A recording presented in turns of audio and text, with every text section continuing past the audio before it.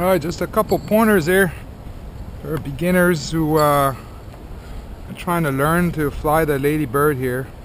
I'm sure some of you are hesitant to, try flips or whatnot with it.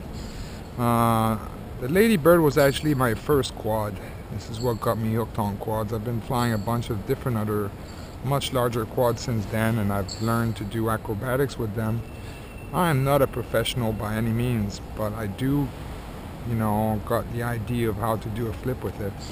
When I first started doing acrobatics with quadcopter, it was with a Ladybird, just like this one.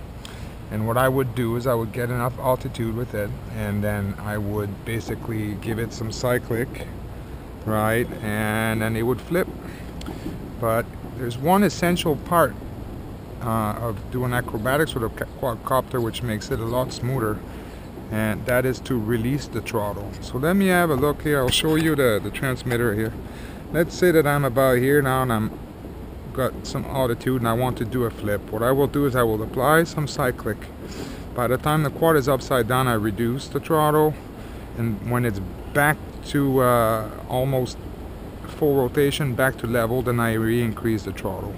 What that does is it makes the flip a lot smoother, a lot more fluid, and you also get less oscillation with it, and it also gives you the ability to make these longer loops with it if you want to. And of course, if you go with more cyclic, you can do these really quick flips with it. But I don't think it's all that fun to do these very fast flips with this little guy, because it's too small and it's easy to lose orientation. So I find it more fun to go and do some slower loops with it.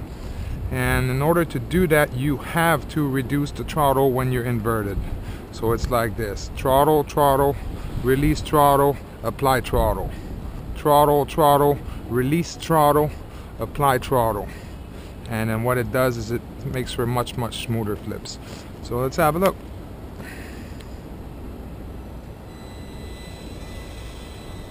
Now, of course, because I'm talking like this, like I'm some kind of pro or whatnot, I'm probably going to crash it now.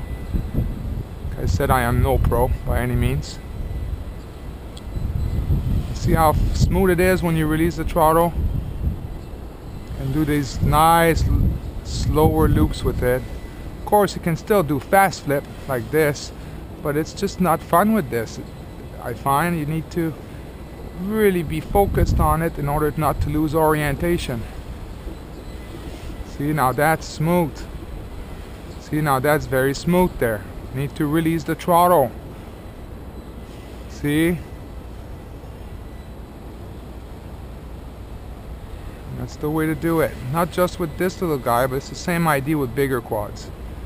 Pulling flips without releasing the throttle puts a lot of strain on the motors as well, and the props, and it's really makes for not very smooth flips.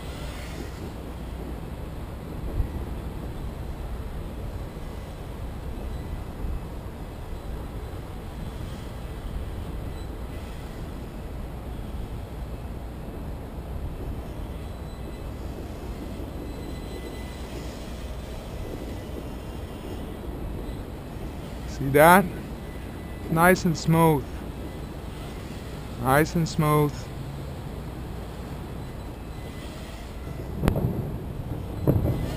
Up too close to the ground.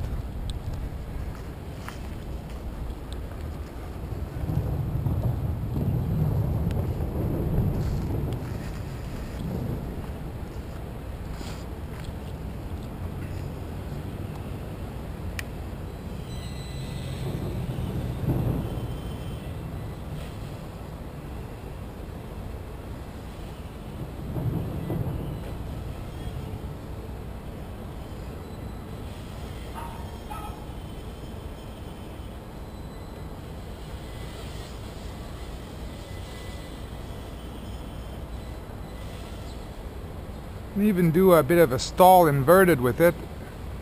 Let me try. Wow, I stalled a bit too long with it. Probably need more altitude to try that as well.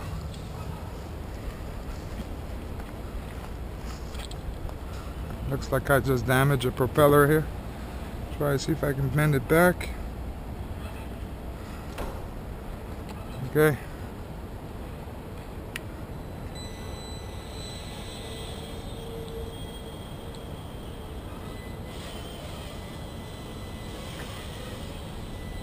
And of course, it's better to try this with got lots of power in your battery.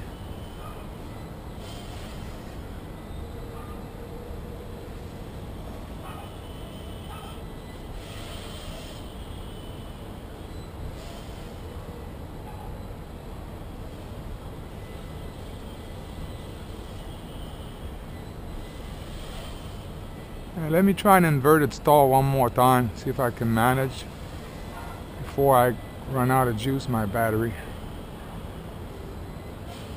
And that was it.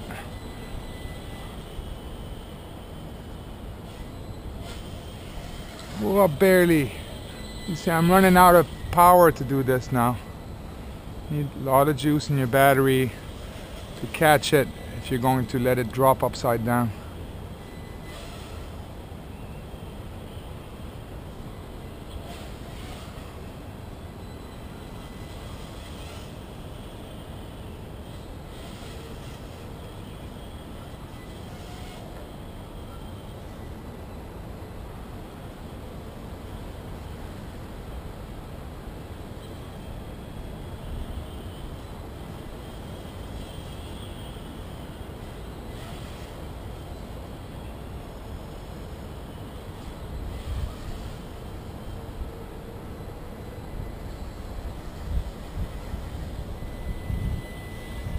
Gonna have to reduce the gain on this a little bit. This is brand new out of the box now.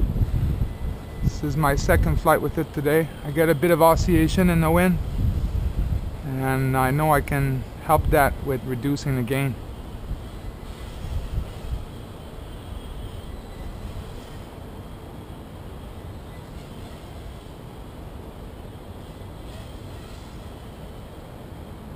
And by reducing the gain, I mean turning the little pot on the receiver counterclockwise a little bit. Alright, so that's about as much flying time I'm going to try to get out of this little battery. Let's land one more flip, and let's land it.